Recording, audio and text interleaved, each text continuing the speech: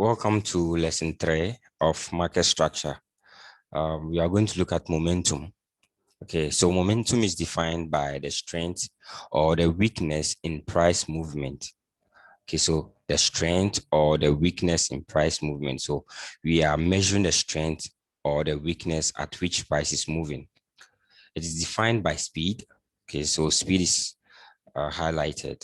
Speed, okay, which is a measure or which is measured by the distance. That is the price range covered over a period of time. So we are looking at speed. Speed is the distance covered over a period of time. So when we talk about speed, it's like we are looking at we are moving from a point A to B within a specific period of time, right? So this is what momentum is about. It's always about what speed within a period of time. So now we know that in Forex, the x-axis, okay, represent what? Price at time, okay, and the y-axis is what? A price, okay. So now we have a movement from A to B. Look at the distance between A and B and compare it to what the distance between B to C, okay. So it took a shorter time for price to move from point A, which is $4, to point B, which is $1, okay, and it took it a longer time to move from point B, which is $1, to not even up to point 4, that is A. Okay, so price took a long time to move from point B to point C, okay, at $3. So in this case, we can see that what there's a stronger momentum or a stronger willingness to move price down, okay, and then the market goes up, and then there was what we can say it feels reluctant, okay, it is slower to move price to the top than to move price to the downside. So it means that we have to what, be looking for entries or trade to the downside because price move to the downside with ease. Okay. So momentum can be classified into impulses and corrections. Okay. So impulses are usually defined or impulses define the main direction of the market. So in terms of direction, impulses are in the direction of the market, right? And correction are against the trend. So impulses are in the direction of the trend, corrections are against the trend. Okay, so they move faster in terms of impulses. Impulses move faster and are characterized by what? Widespread candles. So when you see widespread candle, we are talking about the body of the candle. Okay, so we are talking about candles that have wider body than wick. Okay, and cover a long price range within a short period of time.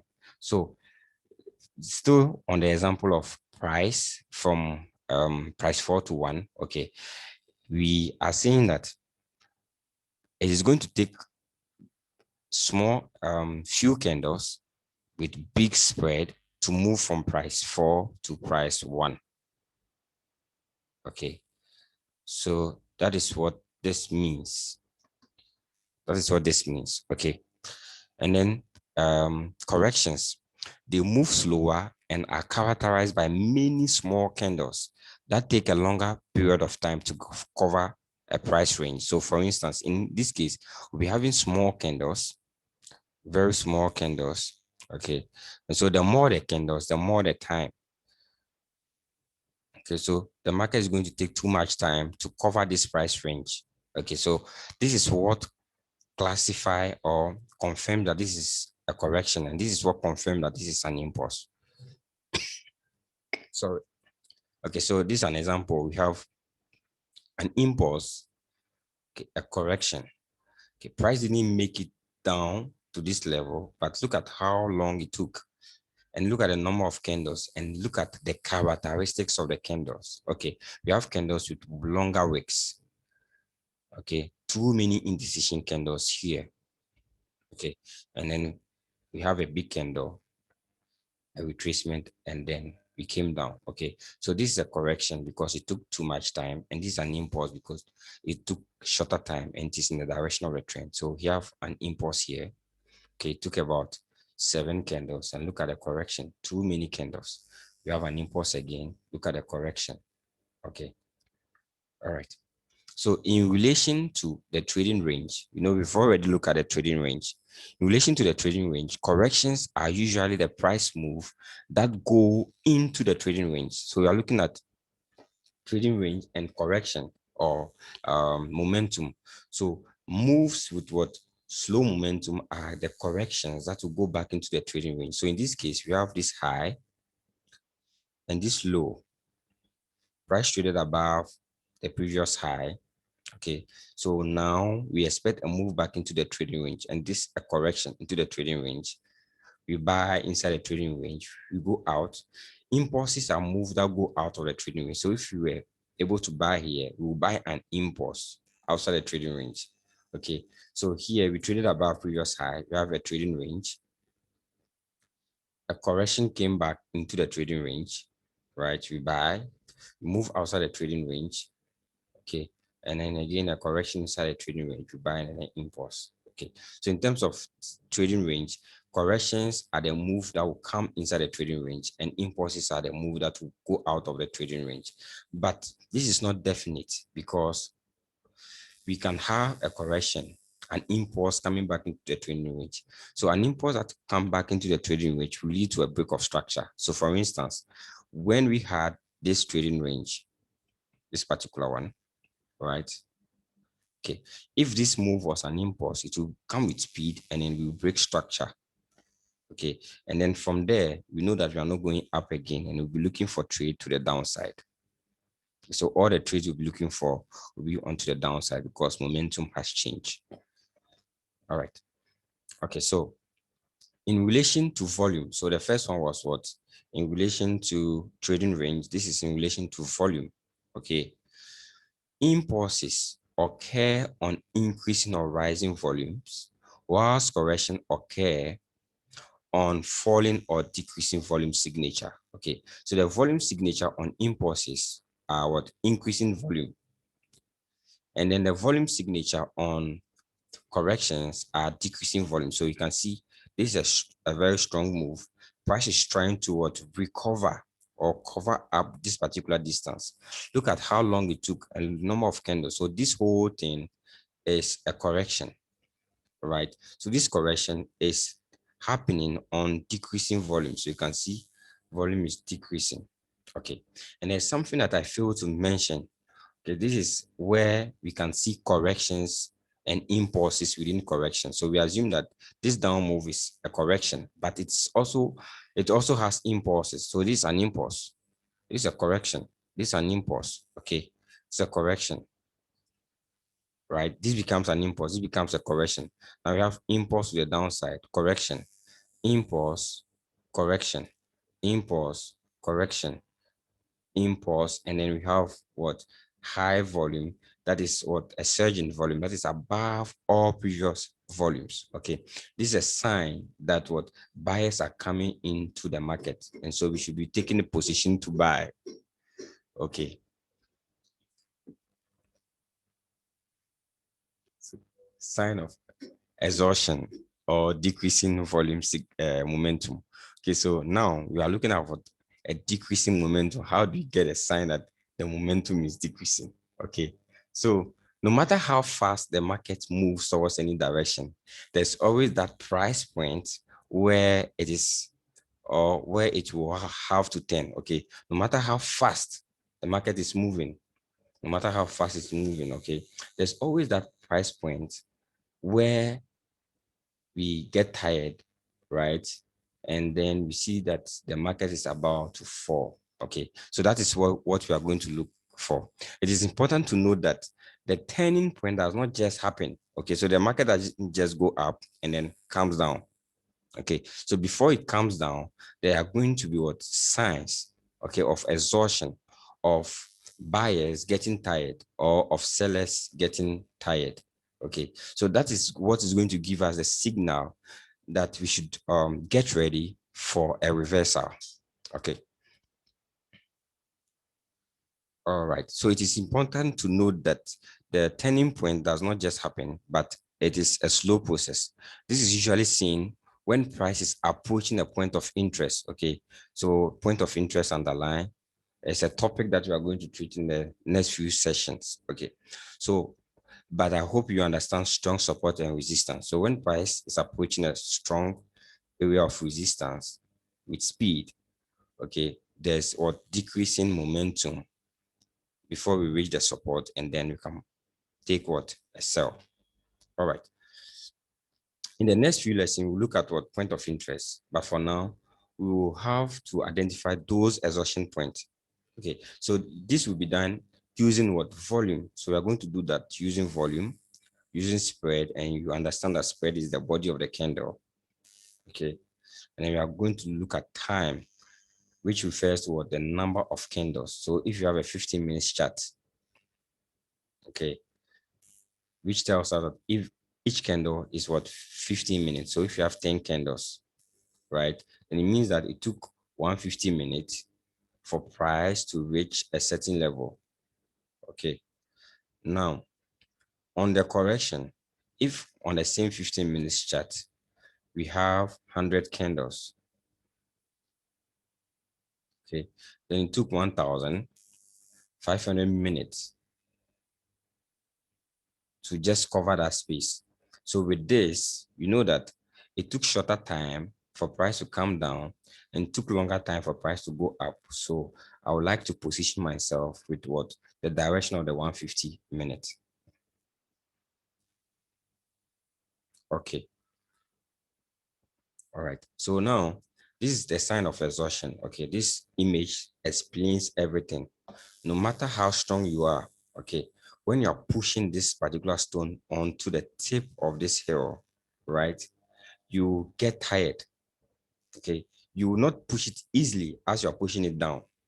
Okay. So once they are pushing it towards the wrong direction, they will get tired. Okay. And even it may happen that they may not even push it to the tip and then the market or the stone will reverse on them. Okay. So that is what we call the sign of exhaustion.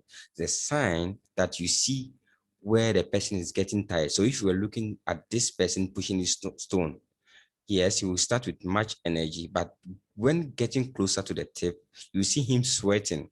And then you see that the energy is what falling. So that is what you'll be looking for on the market. Okay. So now just look at this here. Okay. It is easy to push the stone from this high down to this level. And this can take just about 15 minutes, right? But to push price up here can take about what? 3 hours. Okay.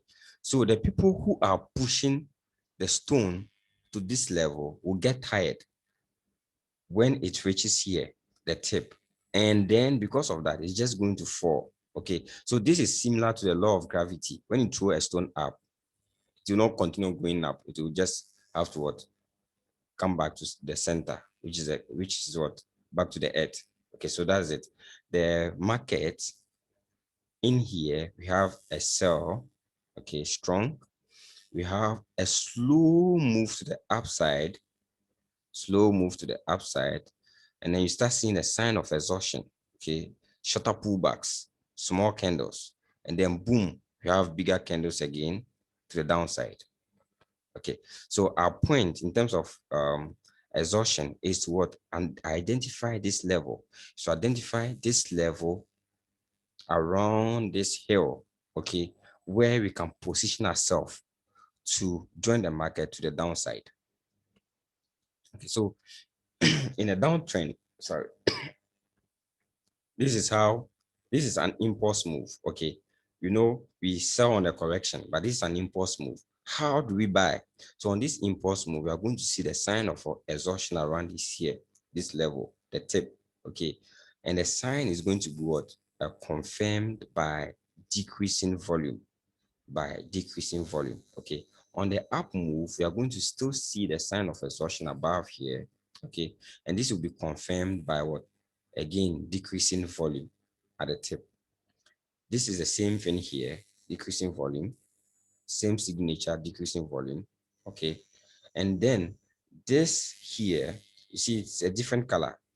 It has the color of the main trend. This old ones that we talked about are smaller time frame sign of exhaustion on this impulse move, sign of exhaustion on this corrective move. Okay, but this is a sign of exhaustion on the entire move. Okay, so this means that we should get or position ourselves to enter the market for a correction of an impulse against this whole move. Okay, so we are going to see sign of exhaustion, which was decreasing volume signature. Okay, all right, so that is one of the reasons where we have to take the trade. Okay, now this is, can you see we have a strong move to downside? It just took barely, this is a monthly chart, so it took 1 month, 2, 3, 4, 5, 6 months to make it to the downside. Okay, and then it's taking 1, 2, 3, 4, 5, 6 months to just cover 1/3 of the distance. So we will consider this as a correction, right? But now look at, if this is 6 months, how long is it taking to cover the same distance? It's taking too much time. About, look at the number of candles. 1, 2, it's more than what? 7 candles, right? So it's taking about 24 or 30 candles to cover the same distance. The market is taking too much time. And here we are seeing what the sign of exhaustion. Volume is decreasing, it's drastically decreasing, right? So we have a surge in volume here. You had a surge in volume here, a rise in volume, and from there, everything is just drying up. Volume is no more increasing. So this is where you have to look for opportunity to buy and then expect the market to move to the high. Okay. All right. Again, here's, this is a correction. This is a sign of exhaustion. You can see price falling on decreasing volume. It is falling. You have strength in sellers with decreasing volume. So the market is falling. The sellers are pushing price down, but there's no money to support. Okay, volume is the money that is pushing the candle. You should understand that the candles don't print the volume prints the candle. This is what the effort that people are exerting, how much money people are investing in buying what, this pound or this Japanese yen. Okay, and the size, the movement it is affects. So if they put $100 million here on this candle, let's say on this candle here, this particular white candle, the buyers put $100 million. Okay, so the $100 million is the volume. The results the 100 million produce is the candle. Okay, so the candle, we are seeing what, no effort in pushing price down, but price is still going down. Okay, so this is a sign of exhaustion. Their money will get finished. So when their money gets finished, we buy. Okay, so we have an impulse, a correction, sign of exhaustion. You have an impulse, you have a correction, sign of exhaustion, impulse, correction, impulse. And now we're expecting a correction and to continue up, right? But look at the sign of exhaustion. This tells us that what? The market was moving up strongly. So there was a strong move up. Why is there a weak move up? Sign of exhaustion. Look at the volume. The volume is decreasing. It means that we are tired of pushing the price to the upside. We are tired of pushing the market to the upside. So now we should what, be positioning ourselves to what, see that ball fall. Okay, so we are positioning ourselves. So we are looking at this area. Since we are seeing that people are getting tired of pushing the ball to this tip, okay, we want to position ourselves here. We are seeing that exhaustion. They are getting tired. It is slow. Look at the body of the candles. Look at the sizes of the candles. They are very small with long wicks. Okay, so we have exhaustion here. Look at one long wick, long wick, long wick, another long wick. Okay, so, and again, we had a break of structure. This implies that we are going to cancel all this. All right, So now we can start looking for sell. So we can start looking for sells. So we have an impulse, a correction, an impulse, a correction, impulse, correction, impulse, correction, and finally an impulse. Okay, so that is it for the sign of exhaustion. Now, the sign of exhaustion and the diagonal triangle. So we are looking at what a triangle in terms of sign of exhaustion. Now, when the market is healthy, okay, we expect to see a move above the previous high, okay, but not contracting. So we want to see strong move above, okay. And so when we see that the market is bound within this triangle like this is a sign of exhaustion, okay. So the diagonal triangle is an Elliott wave theory.